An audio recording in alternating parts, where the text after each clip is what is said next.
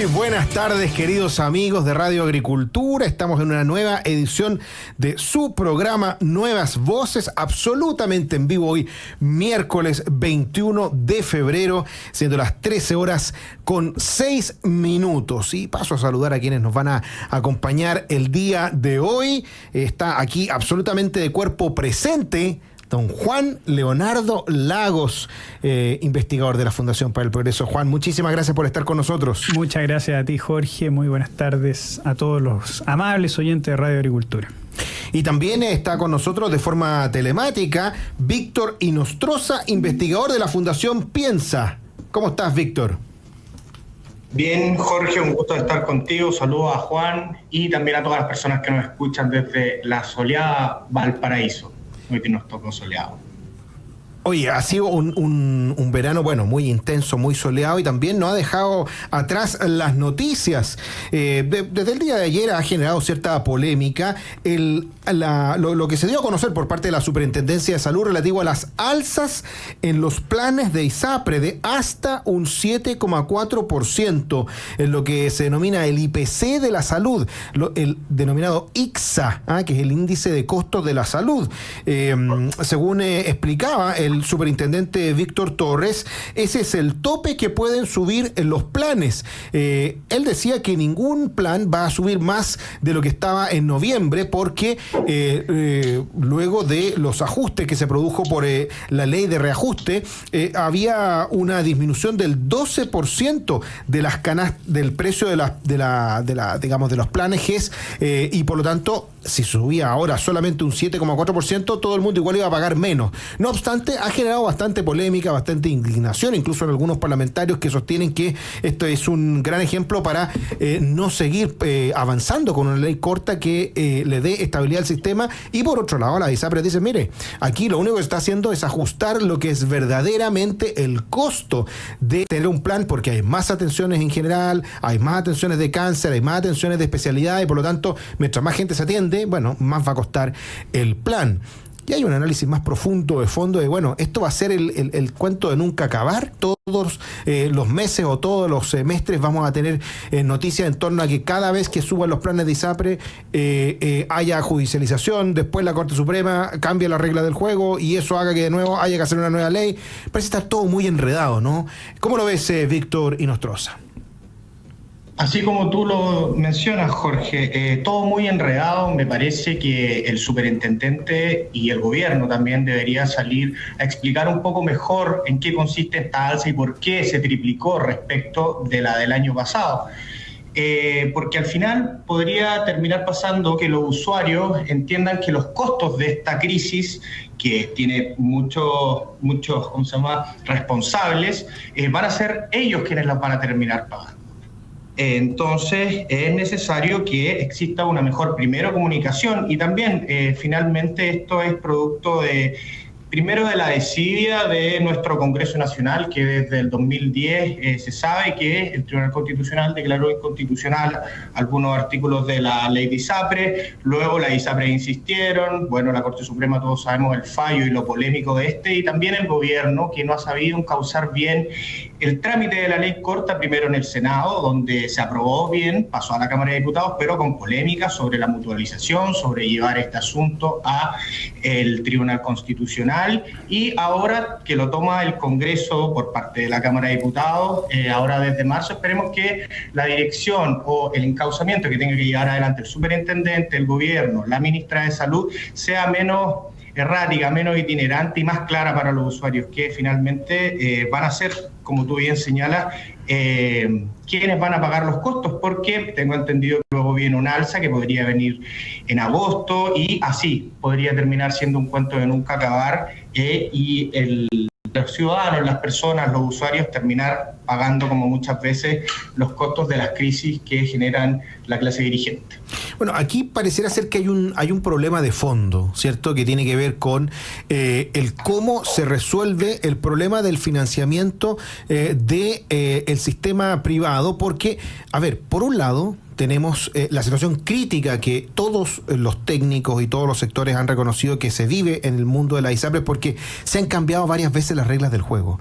Si hay instituciones que están absolutamente reguladas y que no pueden hacer cualquier cosa son las ISAPRES. Muchas veces se decía, bueno, pero ¿por qué usted no hizo esto antes? ¿Por qué no lo cambió? ¿Por qué no bajó los planes? Bueno, porque las ISAPRES no lo pueden hacer de manera unilateral. Lo hacen en base a las orientaciones que le da, digamos, el Poder Legislativo y el Poder Ejecutivo, y ahora han tenido que hacerlo también con el Poder Judicial. Entonces hemos estado entrampados en rizar el rizo, y muchos diputados dicen con razón, fíjese que mire, aquí estamos bajando el plan para después subirlo. Entonces estamos llegando a una situación que es inentendible, que la gente no lo entiende. ¿Por qué me lo baja y después lo sube? Bueno, porque justamente eso es lo que está sucediendo. Porque si se bajan mucho los planes, lo que va a pasar es que van a quebrar la ISAPRE. Y ya estamos viendo señales, incluso bastante interesantes, como las que se dio a conocer hoy día, de por ejemplo, la Universidad Católica, UC Christus, que están pensando hacer una ISAPRE nueva. Entonces alguien dirá, ¿pero cómo? No dicen que están las ISAPRES por quebrar y hay ISAPRES nuevas. Está la ISAPRE esencial de la ISAPRE de la clínica alemana. Y muchos comentan también que pueden haber nuevas ISAPRES de prestadores. ¿Por qué? Bueno, porque resulta que para cierto, estructura, cierto de funcionamiento, es rentable tener una ISAPRE. Por eso es que hay algunos que quieren tener ISAPRE. Pero ¿qué pasa con aquellas personas que, por ejemplo, están con un cáncer? Aquellas personas que están con patologías del GES. Aquellas personas que que no pueden cambiarse a ISAPRE porque están, con preexistencias que hacen imposible que se puedan cambiar. Y eso lamentablemente lo que no están viendo los políticos, lo que no están viendo en el gobierno y tampoco lo que está viendo la Corte Suprema, que se puso a legislar no teniendo la potestad para hacerlo y generando un problema en el que hemos estado envueltos en más de 2 años, desde el 30 de noviembre un año y medio, vamos a cumplir el 30 de noviembre del año 2022. José Francisco Lago. Entre Lago y Lago, lo va a tener que mencionar después. Don Juan Leonardo Lago, de la Fundación para el Progreso. Yo creo que el gran problema es que muchas de las soluciones que van a venir o las soluciones esperables que uno desearía de la clase política y de la Superintendencia de Salud van a ser entendidas erróneamente como un perdonazo a las ISAPRES. Y eso yo creo que resulta ser un gran problema y es una de las causas por las cuales muchos políticos les da temor dar una solución concreta al problema que estamos viviendo ahora. Pero para darnos cuenta que eso no es así, hay que ir al pasado. Hay que darse cuenta que esto es originado por un fallo del Tribunal Constitucional muy cuestionable a mi juicio, pero que más allá de si fue cuestionable o no, luego la clase política no adecuó la legislación en torno al fallo del Tribunal Constitucional, que vuelvo a insistir, me parece cuestionable el no poder hacer discriminaciones en un plan de salud dependiendo de ciertas cualidades, porque es un seguro. Es decir, la naturaleza de las ISAPRES es funcionar como un seguro. Y la idea en un mercado es que las cosas funcionen como son, y no como las quiere imponer algún magistrado, ¿me entiendes? ¿No? Pero luego de ese fallo, que vuelvo a insistir, me parece cuestionable, se podría haber arreglado. Se podría haber arreglado con una legislación acorde, que no existió, y por lo tanto, la ISAPRE, cualquier decisión que ellos tomaran, iba a ser considerada arbitraria. Y ese resulta ser el gran problema que luego nos lleva a la tercera sala de la Corte Suprema, que nos lleva antes a este negocio, a esta mafia de los abogados por las alzas de ISAPRE, que de verdad es tan absurdo. Hay un estudio del Observatorio Judicial muy interesante que muestra que al final nunca se revisaron todos los fallos. Es decir, que era imposible físicamente. Es decir, el conocerlo hubiera implicado 5 minutos por causa, 5 minutos por causa durante no sé cuántos años, y las Cortes de Apelaciones se hubieran dedicado exclusivamente a eso. Es decir, incluyendo fines de semana y feriados. Exactamente, la mafia de los abogados inescrupulosos que generaron con eso fue realmente terrible. Fue realmente terrible y generó algunas ganancias para los afiliados que ahora la estamos pagando. Incluso los que nunca fuimos a la Corte a estar en contra del alza de la ISAPRE. Y luego ya el acabose fue la decisión de la Corte Suprema, una decisión que es absolutamente injusta, que va en contra de la relatividad de las sentencias. Es decir, los efectos de las sentencias son para quienes se apersonan al tribunal, para quienes son parte de ese tribunal. Y lo que hacen es un efecto erga omnes, efecto que solamente deberían tener las leyes aprobadas por el Congreso, y por lo tanto se dedican a legislar. Y se dedican a legislar al estilo de los jueces, sin ninguna concepción de la realidad, dándole lo mismo cuáles son las consecuencias que pueden tener esas decisiones, sino que pensando en sus púlpitos, y por lo cual dicen, bueno, nosotros queremos Lexus último modelo, y por lo tanto los pedimos. Y ese resulta ser el gran problema. Lo más escandaloso de la Corte Suprema no son los Lexus, es decir, la plata que implica la crisis de salud es calderilla. Los Lexus son calderilla en relación con todas las decisiones que ha tomado la tercera sala, presidida por el juez Muñoz, que son realmente nefastas para el país. Entonces, ahí es donde viene el problema. Viene de la irresponsabilidad, del activismo judicial y de la desidia de los políticos, como muy bien dijo Víctor. Por lo tanto, hay que entender eso, y hay que entender que también el deseo del gobierno de que las ISAPRES mueran, porque ese es el gusto que se quiere dar Miguel Crispi, no nos engañemos, y por lo tanto, por eso el gobierno ignora lo que salió del comité de expertos, ¿no es cierto?, que fue citado por el Senado. Exacto. Les da lo mismo. ¿Por qué? Porque lo que quieren es destruir el sistema privado de salud. Un sistema que, según ellos, beneficia a los ricos, pero en Chile no hay 9 millones de ricos. Exacto. No hay 3 millones que son los afiliados de ISAPRES. Exacto. No hay 3 millones de personas que están en FONASA que nunca han ido a un consultorio y no conocen los hospitales. Exacto. Porque solo se atienden en la salud privada. Exacto. Y a otros 3 millones...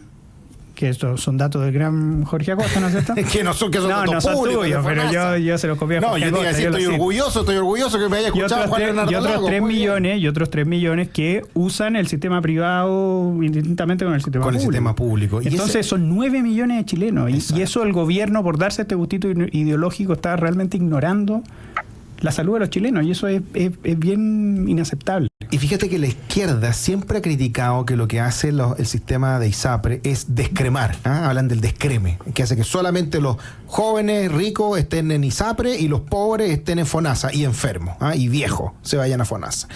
Bueno, resulta que así como están haciendo estas modificaciones, el mercado se está moviendo, como lo decíamos, para que hayan nuevas ISAPRES, que no vengan con la carga económica que tenían producto de lo que tienen que devolver una vez que la Corte Suprema hizo el cambio de las reglas del juego. Y además de la Católica, hay otra organización, Andes Salud, que también está pensando en tener una ISAPRE, ya mencionábamos Esencial. Entonces, lo que va a terminar pasando efectivamente es eso. Va a ser una profecía autocumplida. Vamos a tener ISAPRES nuevas, que van a tener gente que van a ser personas jóvenes, que van a no tener patología y que van a poder cambiarse a esta ISAPRES nueva, y por lo tanto se va a ir achicando el mercado. Y va a pasar de alguna manera lo que dijo también el propio ministro Mañalich. Aquí va a ser que 1 millón o menos de personas se atienden en ISAPRE y pase a ser casi despreciable. Y ellos tengan a 15, 16, 17, 18 millones de personas en FONASA. Bueno, pero ¿cómo lo pasan esas personas? Esas personas se sienten condenadas muchas veces hasta la muerte antes de atenderse como corresponde. Supimos hace pocas semanas que había 44,000 personas que murieron en el 2022 por atenderse en FONASA y que nunca llegaron a tener una atención incluso hasta su muerte. Que cerca del 20% de los casi 6,000 personas que estaban esperando por una atención GES podría haberse salvado su vida si se hubieran atendido a tiempo. O sea, de eso estamos hablando, de muertes de personas producto de una mala atención. Y hasta ahora la izquierda lo único que hace es poner los incentivos para que siga agigantándose esa atención estatal mala, tarde y nunca. ¿Cómo lo ves, Víctor Inostroza? Sí, no puedo estar más de acuerdo, sobre todo también con lo que señala Juan. Ojalá el tema de los Lexus y aquella polémica fuera lo único por lo cual sacamos o de los errores que está cometiendo la Corte Suprema. Ojalá ese fuera. Porque claramente más de 120 millones de pesos no tienen comparación con todo el daño que se le está generando al sistema desde que salió aquel fallo. Entonces, claro, como tú bien dices, se están generando incentivos perversos, por así decirlo, para que se generen nuevas ISAPRES, para que se acote el mercado y para que el gobierno tenga alguna victoria para su galería, como es ponerle fin y término a este sistema que ellos llaman perverso de la salud privada. Entonces, es preocupante que estos gustos ideológicos se den tanto en la Corte Suprema, tanto en el gobierno, tanto en el Congreso, porque finalmente somos nosotros, los ciudadanos de a pie, quienes pagamos, tanto los que estamos en FONASA como los que están en ISAPRE. Entonces, es bastante preocupante y, como tú bien dijiste al inicio, esto va a ser, parece, un cuento de nunca acabar. va a venir un alza, va a venir otra después y así.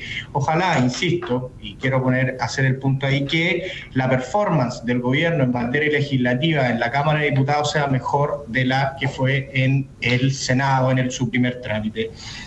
Lo veo bastante difícil por cómo funciona la Cámara de Diputados, que es mucho más desordenada que el Senado, pero va a ser una buena prueba de fuego que va a tener ahí la ministra de Salud luego que vuelvan los parlamentarios de vacaciones. Bueno, sin duda que eso sería el ideal, pero es muy poco probable que eso suceda y muchos ponen sus expectativas en la muy probable comisión mixta que tendrá que resolver esto antes del 30 de mayo, porque ahí se vence el otro plazo que dio la Corte Suprema, porque además la Corte Suprema es la que le pone los plazos al legislativo. Mira lo que hemos llegado. Vamos a nuestra primera pausa y luego seguimos conversando con Víctor Inostroza de la Fundación Piensa y don Juan Leonardo Lagos de la Fundación para el Progreso. Quédese ahí que ya volvemos. Juan Leonardo Lagos y Víctor Inostroza, pero antes vamos a saludar a quienes hacen posible nuestro programa. Posgrados de la Universidad San Sebastián cuenta con más de 100 programas en diversas áreas del conocimiento. Más de 14.000 egresados han preferido sus magíster, diplomados, postítulos y especialidades. Conoce más en posgrados.uss.cl. En Enel buscamos cuidarte y que tu servicio eléctrico sea continuo y de calidad. Por eso, si sabes de un hurto de cables que haya generado corte de electricidad en tu barrio, puedes denunciarlo de manera anónima al 600-696-0000. Ayúdanos a evitar esta práctica ilegal y a mantenernos seguros en él. Y AFP Capital quiere ser tu AFP. Con su video atención podrás conectarte con un ejecutivo estés donde estés, nos dice AFP Capital. Y a propósito de lo que conversábamos antes, ¿sabías que 1 de cada 3 personas que fallece en nuestro país estaba en alguna lista de espera? Exijamos juntos a las autoridades que esto se resuelva de una vez y por todas. Por eso, firma hoy en saludparachile.cl.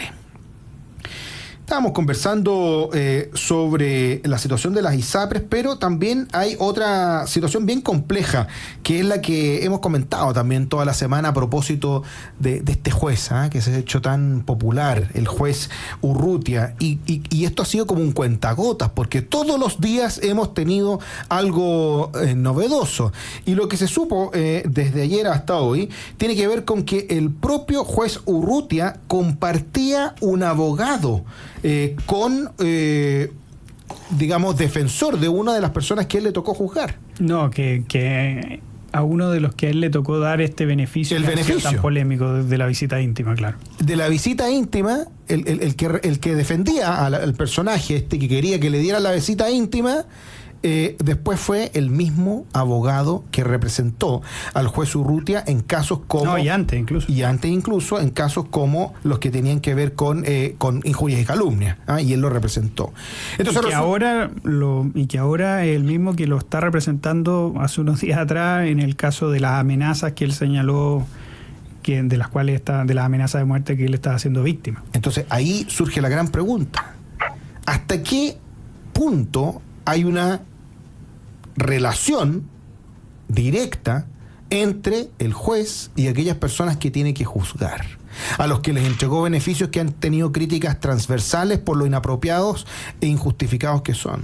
Por eso es que el propio ministro de Justicia, el ministro Cordero, Luis Cordero, salió a decir que habría cierto posible conflicto de interés y que no se estaría respetando uno de los principios más importantes que hay o que debería haber en la justicia, que es la independencia, ¿cierto?, en la administración de la justicia. Es verdaderamente impresentable lo que estamos viendo en el contexto de estas polémicas del juez Urrutia, ¿no? Víctor Inostroza, ¿cómo lo ves tú?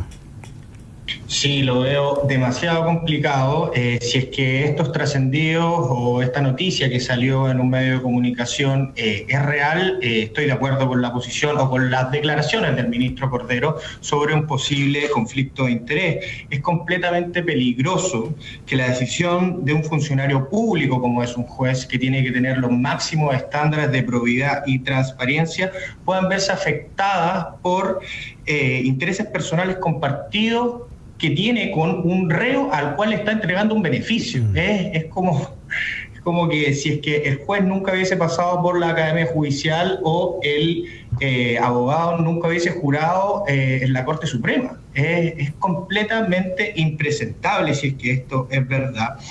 Entonces, se pone en cuestión varios principios como el de independencia, el de imparcialidad, que tiene que tener la labor jurisdiccional en nuestro país. Por otro lado, señalar que, eso sí, yo estoy muy... en fondo, de acuerdo con la tesis que hoy día plantea Carlos Peña, lo leí hoy día en un diario, del desplazamiento que está haciendo el gobierno y el Ministerio Público, que es cambiar, por así decirlo, el foco, usar de chivo expiatorio a este juez con las declaraciones que han emitido de la crisis de seguridad. Si bien el juez está tomando medidas que son polémicas, ha sido completamente polémico y lo recuerdo haberlo visto leyendo y apoyando el proyecto constitucional que se rechazó el 4 de septiembre del 2022, sacó a personas rápidamente de la primera línea que habían sido detenidos, y eso está bien, pero no podemos perder el foco y seguir exigiéndole al gobierno que resuelva la crisis de seguridad, porque son ellos quienes tienen todo el monopolio del uso de la fuerza para hacerlo, no es un juez. El juez puede claramente ser parte del problema, pero no es el problema. Aunque, claro, en este caso ya se complica mucho más la cosa con este posible conflicto de interés entre este abogado que representa a quien toma una medida a favor de un reo y que además al mismo reo lo representa. Es completamente impresentable, Jorge. Carlos Quesada Orozco es el nombre del abogado, que debe ser realmente un tipo extraordinario, o que logra que le entreguen posibilidad de realizar estas visitas, ¿cierto?, maritales a un reo, y que después al juez queda tan maravillado que después lo representa, y antes también lo había representado. Entonces la pregunta que uno se hace es, bueno, ¿acaso no hablaron de esto en algún minuto? ¿Acaso no se dio cuenta cuando estaba ahí? ¿Acaso no existen procedimientos, Juan Lagos, que uno pueda decir, no, mire, vamos a recusar esta parte que está defendiendo porque en realidad me defiende a mí en otra causa? ¿No debería haber un procedimiento para eso? Yo según lo que me dicen mis amigos penalistas, no habría un problema de recusación en este caso, pero eso no deja de hacerlo impresentable, cuestionable, sobre todo porque tenemos que tener presentes que las medidas que está dando el juez Urrutia están fuera del régimen penitenciario, y por eso Gendarmería se niega a aplicarlas. Es decir, el juez lo que tiene que hacer, y en eso creo que se equivoca garrafalmente Carlos Peña, es que Carlos Peña dice, no, el juez tiene que hacer que la vida del reo no sea tan miserable más allá de la ley. Bueno, pero también los reglamentos son parte de la ley, y lo que hace el juez Urrutia es saltarse la ley. ¿Ya? ¿Qué es lo que dice el régimen penitenciario para estas personas de alta peligrosidad? El régimen penitenciario dice que pueden recibir visitas y que esas visitas tienen que hacerse presenciales. ¿Ya? Es decir, permite tener ese derecho a todas las personas que están presas, ¿ya? Pero de una forma en específica. Y el juez no puede establecer él porque se le ocurrió que esto sea por videollamada. Otra cosa es lo mismo de las visitas íntimas. Las visitas íntimas no son un derecho que tiene cualquier preso, ¿ya? Las visitas íntimas tienen que venir aprobadas por un comité técnico que tiene cada cárcel, ¿ya? Es decir, es un beneficio que se le dan a los presos que han tenido ciertos méritos. Por lo tanto, el juez no puede saltarse toda la legalidad, todos los reglamentos que tiene no puede saltarse todos los reglamentos que tiene la Gendarmería para él, a su antojo, dar estos derechos. Por lo tanto, es plenamente injusto, y yo lo que espero es que la Corte de Apelaciones se avenga a lo que está pidiendo Gendarmería, que es rechazar estos beneficios que está dando el juez Urrutia porque a él se le ocurre. Y ese creo que es un gran problema. También creo que es un problema, el juez Urrutia obviamente no es el problema que tiene Chile, es uno de los problemas que tiene Chile. Eso yo estoy muy de acuerdo. Pero creo que esto es gravísimo, y una persona como el juez Urrutia, que basta ver en Twitter, basta ver en las redes sociales, que es una persona que no se comporta de acuerdo al principio de imparcialidad que debe tener la ley. Es decir, un tipo que además fue sancionado por la Corte Suprema por lo que nos contó Víctor, ¿no es cierto? Él autoasignarse una causa y en esa causa cambiar las medidas cautelares para los presos de la primera línea. ¿Por qué? Porque esto era un tema político, no un tema jurídico, según el juez. Esto fue sancionado por la Corte Suprema. Hoy día en la segunda sale que al final este tipo es inamovible, y eso es inamovible solamente porque los jueces de la Corte Suprema lo quieren, ¿ya? Porque hay que tener presente el artículo 80 de la Constitución, que la Corte Suprema, por mayoría, puede remover a este juez de su cargo. Creo que hay méritos para removerlo. ¿Y por qué esos tienen que ir inamovible entonces? No, prácticamente es inamovible. Que al final solamente recibe unos pellizcos de monja, ¿no es cierto? Eso, un coscacho. Lo suspenden un poquito, lo ven su hoja de vida, pero más allá no llegan. Y ese yo creo que hay que mostrar que el verdadero problema está en la Corte Suprema. El verdadero problema también está en el gobierno. ¿Por qué? Porque el presidente de la República podría pedir esto. Se puede pedir el artículo 80 por el presidente de la República, por una parte interesada, que no sabemos quién podría ser una parte interesada aquí, o de oficio. Entonces, ese es el gran problema, que en quién podemos confiar para que no existan jueces como Daniel Urrutia, que no es mucho pedir. Nosotros pedimos tipos imparciales, que pueden pensar lo que quieran, pero no hacerlo tan manifiestamente público. O sea, al final las sentencias son cosas que nosotros tenemos que acatar, ¿ya? Por lo tanto, lo mínimo que le tenemos que pedir al juez, si le vamos a dar tanto poder, es un poco de imparcialidad.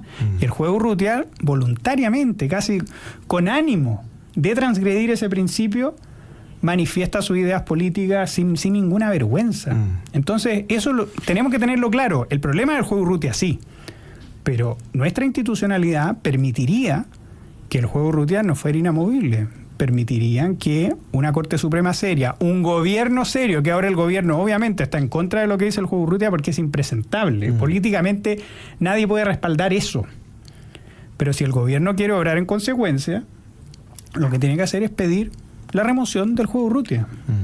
Bueno, y ahí la gran pregunta que uno se hace es, si no lo hace, o sea, si el gobierno no pide la remoción del juez Urrutia, o si la Corte Suprema no activamente lo remueve, ¿Qué estamos esperando que suceda entonces? ¿Significa que lo hizo bien? ¿Significa que aquellos que no lo están haciendo están actuando mal? ¿Que esperamos que todos los jueces manifiesten su posición política y hagan un verdadero activismo judicial, una militancia desde el Poder Judicial? Mira, en eso seamos modestos en nuestras peticiones. ¿Ya? Pidamos que, por último, la Corte de Apelaciones termine aprobando este recurso de hecho, es decir, fallando conforme el recurso de hecho que hizo Gendarmería, es decir, que le dé la razón a Gendarmería. Esperemos eso en un principio, ¿ya? Luego ya esperemos que también vaya cambiando el clima de opinión pública, donde los jueces son sumamente permeables al clima de opinión pública, ya nos dimos cuenta con los Lexus, para que empiece a ser como tiene que ser. Esto es impresentable. Tener al juez Urrutia es realmente impresentable, y creo que ahí se equivocan algunos políticos que piden la suspensión del juez Urrutia. No, hay que pedir la remoción del juez Urrutia. El juez Urrutia le hace mal a la judicatura. Así es. Hay que pedir la remoción, y bueno, y si no pasa, bueno, hay que exigirle las de responsabilidades, evidentemente, creo yo, a los jueces. Sí, bueno, ya lo vimos, tú lo dijiste muy bien, Juan Lago. O sea, ¿cuánto duró la mala decisión de comprarse los Lexus? ¿Una semana? ¿10 días? Bueno, hay que insistir con este tema si es impresentable. ¿Cómo lo ves, Víctor Inostroza? Yo no puedo estar más de acuerdo con lo último que señaló Juan. Si el gobierno, como en la voz del ministro de Justicia, dijo que había un conflicto de interés, considera que debe ser removido el juez, el presidente debería iniciar de oficio esta petición para su revisión, para que se evalúe la permanencia del juez Urrutia en su magistratura, o sea, judicatura, la verdad. Entonces, no puedo estar más de acuerdo con eso, y también el principio de imparcialidad por las declaraciones que ha hecho el juez, tanto en redes sociales, tanto en Twitter. Yo la otra vez lo vi en un programa también de radio, bastante de la izquierda, por así decirlo, que lo recibían como un héroe. Entonces, esos son los vínculos que tiene el juez, y si es que el presidente de la República hace eco de las palabras de su ministro de Justicia, debería iniciar un procedimiento, pero seamos realistas también, como dijeron ahí en el panel, está bastante difícil que inicie un proceso así por las distintas presiones que tiene el presidente de la República, sobre todo del Partido Comunista y de su ala más de izquierda, por así decirlo. Bueno, sin duda que es una situación que va a seguir dando que hablar, y lo ideal es que se puedan tomar las medidas cuanto antes, porque esto también muestra que no debe ser el único. No me imagino que sea el único el juez Urrutia que está actuando de esta manera tan inapropiada. Acuérdate tú también que tenemos otros casos de jueces que también, el juez de la chaqueta roja, ¿te acuerdas o no? Sí, que también, claro, Atria, que fue muy polémico, y después salió diciendo que lo que había hecho estaba fantástico. Digamos, creo que él fue el que dejó libre a Celestino Córdoba, claro. ¿o no? Que es el que después la justicia demostró que era quien estuvo involucrado en el asesinato con incendio, ¿cierto? El homicidio con incendio del matrimonio Luxinger-Macay. Por lo tanto, ojo con este tema, es muy importante, es muy delicado, incluso diría yo, más importante que los Lexus, que sin duda fue un escándalo, pero esto es más aún porque habla del giro del negocio, digamos, o sea, de lo que debería hacer Exacto. Oye, y si tuviéramos un poder judicial que no fuera activista, que fallara conforme a derecho, que no hiciera políticas públicas, te juro que yo sería el primero que aprobaría la compra de un Lexus. Te juro. Se merecen su Lexus. Se lo merecen, pero si son tan fracasados, bueno, que eso es lo que da rabia, que son tan poca cosa, que tienen tan mal gobierno de sus jueces. Ese es el problema. Yo te juro que sería el primero que estaría a favor de que le compren los Lexus, pero ese es el problema, que es verdad, que los jueces, los máximos, es decir, los tipos más importantes son tan patéticos. Ese es el gran problema. Bueno, quiero agradecerle muchísimo a Víctor Inostroza, investigador de la Fundación Piensa, y a Juan Leonardo Lagos en su debut aquí en Nueva Voces, y bienvenido. Ahí no se notó que no estaba Juan Pablo Rodríguez, el jefecito, el director ejecutivo de la Fundación Piensa, también sacando la cara desde Valparaíso, y a Juan Leonardo Lagos, investigador de la Fundación para el Progreso, porque de vuelta de nuestros últimos comerciales vamos a tener una interesante entrevista con Francisco Guzmán, gerente de inversiones de FP Capital, hablando un poquito sobre la situación relativa a ese tema. Vamos a nuestra última pausa y ya volvemos, quédese ahí.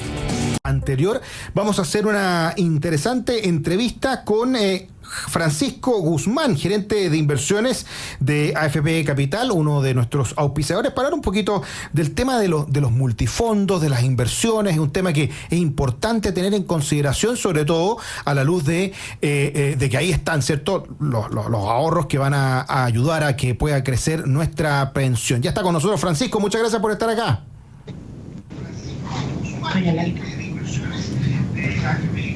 Parece que estamos con un pequeño delay. No sé si me escuchas bien, Francisco. Parece que estamos con un pequeño delay ahí. Vamos a mejorar nuestra comunicación, porque como les comentaba, una de las cosas que son importantes es entender un poquito cómo se han ido desarrollando los multifondos, los resultados que hayan tenido, por ejemplo, el año pasado, cómo se ha iniciado este año, si conviene o no conviene hacer esto que alguna vez se hacía, de cambiar, ¿cierto?, del fondo A al fondo B, C, D o E, según la situación en la que se encontraba la economía. Parece que ya retomamos nuestra conversación con Francisco. ¿Estás ahí? Todavía no, ya, un minutito más. Bueno, porque como les comentaba, es importante saber qué es lo que puede hacer uno frente a esta situación, porque bueno, a algunos que les gusta el tema de la economía, las inversiones se manejan, pero el ciudadano de a pie, saber un poquito cómo han ido evolucionando los fondos, sobre todo considerando que una situación importante es este dato que se ha sabido que 3 de cada 4 pesos que uno recibe de su pensión son producto de la inversión. Es decir, si yo pongo 1 peso, después recibo 4 pesos producto de la inversión a lo largo de toda la vida. Y ese es como el gran,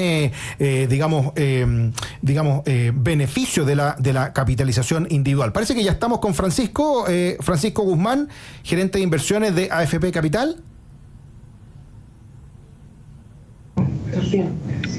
¿Aló? ¿Estás ahí, Francisco?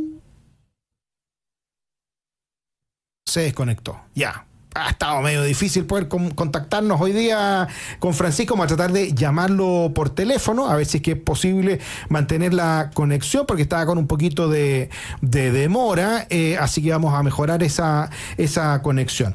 Y otra de las cosas que también es importante saber, bueno, también, ¿qué pasa cuando la economía se enlentece un poco, ¿cierto? Si la economía nacional o la economía internacional, si el crecimiento que se esperaba, por ejemplo, para el país no es el mismo. Ayer hablábamos, ¿cierto?, de las diferencias que había de crecimiento que hemos tenido en los últimos 2 años comparado con el crecimiento que se había registrado incluso en los últimos 10 o 15 años. La tendencia ha sido bastante preocupante. Eso hacía muchas veces que incluso fondos conservadores que concentraban su inversión en la moneda local no subieran tanto como se esperaba y pasaran a ser fondos en los que fuera un poquito más difícil la rentabilidad. Los fondos E, por ejemplo, el fondo D era un poco más complicado, y a otros fondos que eran más riesgosos y que podían invertir en otros lugares de la economía tenían mejores resultados. Entonces han habido resultados a los que no habíamos estado acostumbrados en el último tiempo, y eso sin duda que es interesante siempre saber un poquito más de las personas que están al interior del mundo que maneja esta situación. Además, también a propósito de los desafíos que pueden haber en relación a los cambios regulatorios, porque también eso puede generar nuevos desafíos. Parece que ahora tenemos a Francisco, no sé si está con nosotros. Sí, muchas gracias.